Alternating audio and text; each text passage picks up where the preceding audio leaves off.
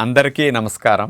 June 21వ తేదీ అంతర్జాతీయ యోగా దినోత్సవ సందర్భంగా మనందరం కార్తీక మాసం ధనుర్మాసం లాగా జూన్ మాసాన్ని యోగా మాసంగా గుర్తించి నెలంతా శారీరక మానసిక ఆరోగ్యాన్ని పెంపొందించుకోవటానికి నిజ జీవితంలో యోగాను ఒక భాగంగా చేసుకుని అందరూ ఆచరించాలని మన ప్రధానమంత్రి శ్రీ నరేంద్ర మోడీ గారు మరియు ఆంధ్రాను యోగాంధ్రగా మార్చాలని ఆంధ్రప్రదేశ్ ముఖ్యమంత్రి శ్రీ నారా చంద్రబాబు నాయుడు గారు ఇంటింటికి యోగా చేరాలని సంకల్పించారు.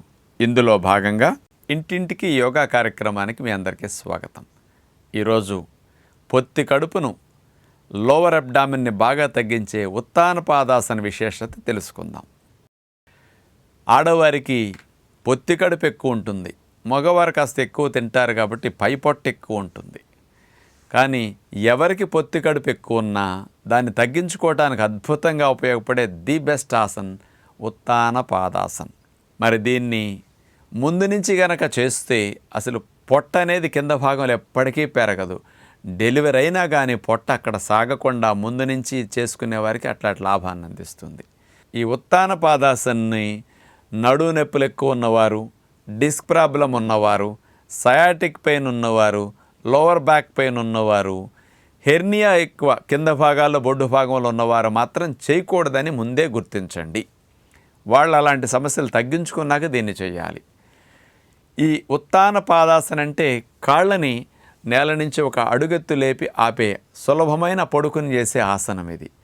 అది ఎలా చేయాలో ఇప్పుడు మీరు చూద్దిరి. కానీ ఇలా మనం వెళ్ళకిలా పడుకున్న తర్వాత యోగా మ్యాట్ పైన అరిచేతుల్ని నేల కానేటట్టు సీటు కింద అట్లా పెట్టుకుంటాం అన్నమాట. ఫస్ట్ అలా ఒక కాలుని పైకి లేపి 45 డిగ్రీస్ 50 డిగ్రీస్లో లేపి అట్లా ఆపుతాం.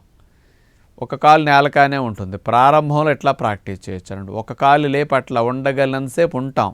ఇప్పుడు ఈ లేపిన కాలు బరువంతా కూడా పొత్తి కడుపు కండరాలు అక్కడ పట్టుంచుకుంటాయి కాబట్టి ఆ బరువంతటిని ఈ కండరాలు మోస్తుంటాయి. అందుకని ఆ స్ట్రెయిన్ అంతా ఇక్కడ పడుతుంది కాబట్టి పొత్తి కడుపు భాగాల్లో కొవ్వు కరగటానికి, ఆ భాగం మజిల్స్ అన్ని స్టిఫ్ అవటానికి, లూజ్ అంతా టైట్ అవటానికి ఉపయోగం ఉంటుందన్నమాట. ఇలా ఒక కాలు పైకి లేపి ఆపి ఉత్తాన పాదాసన చేసిన తర్వాత ఈ కాలు కింద పెట్టేసి రిలాక్స్ అవుతాం. ఒక 10-20 సెకండ్లు శవాసనలో అట్లా రిలాక్స్ అయిపోయి మరలా రెండో కాలుని పైకి లేపి అట్లా ఆపి ఉంచుతాం. మోకాలు అస్సలు బెండ్ చేయకూడదండి, ఇది గుర్తుపెట్టుకోండి. ఏకపాద ఉత్తాన పాదాసన అన్నమాట. ఇది ఒక పాదంతో చేశాం కాబట్టి ఇలా చేయొచ్చు. రెండు బాగా బరువు ఎక్కువ ఉండి పొత్తికోడు కండరాలు బాగా బలహీనంగా ఉన్నవారు, రెండు కాళ్ళు లేపలేని వారికి ఒక కాలు లేపి ఇట్లా ఆపటం అనేది తేలిగ్గా వచ్చి ఫలితాన్ని ఇచ్చే మంచి ఆసనం అన్నమాట. మీరు ఇంకా స్టామినా పెరిగాక నేను రెండు కాళ్ళు కలిపి లేపుతానంటే అసలైన ఉత్తాన పాదాసనం ఇప్పుడు మనం చూపించబోతున్నాం అన్నమాట. వెళ్ళకిలా పడుకున్న తర్వాత రెండు కాళ్ళని కలిపేసి మోకాళ్ళు బెండ్ చేయకుండా పాదాలు అట్లా చాపేసి రెండు కాళ్ళని కలిపి నేల నుంచి ఒక అడుగున్నర ఎత్తు లేపి ఆ హైట్లో అట్లాగే కదపకుండా ఉంచి ఆపుతామన్నమాట. అలాగే కదపకుండా ఉత్తాన పాదాసనంలో ఉండగలనంతసేపు ఉంటాం. ఉండలేనప్పుడు తీసేసి విశ్రాంతి స్థితిలో హాయిగా శవాసనంలో రిలాక్స్ అవుతాం. దీన్ని చూసేసరికి అబ్బాయి ఎంత సులభమా అనిపిస్తుంది, లేపినప్పుడు తెలుస్తుంది ఎంత కష్టమో.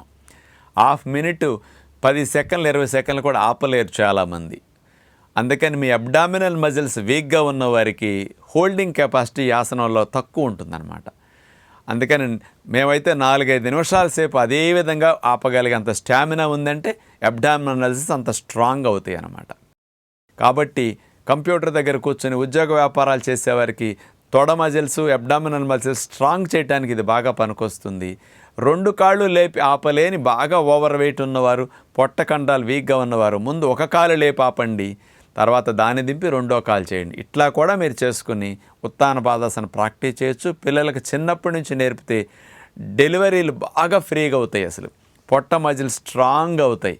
ఎప్పుడు పొట్ట ముందుకు వెళ్ళకుండా లూజ్ అవ్వకుండా మంచిగా సపోర్ట్ చేసి ఉత్తాన పాదాసన్ని అలవాటు చేసుకుందాం. నమస్కారం.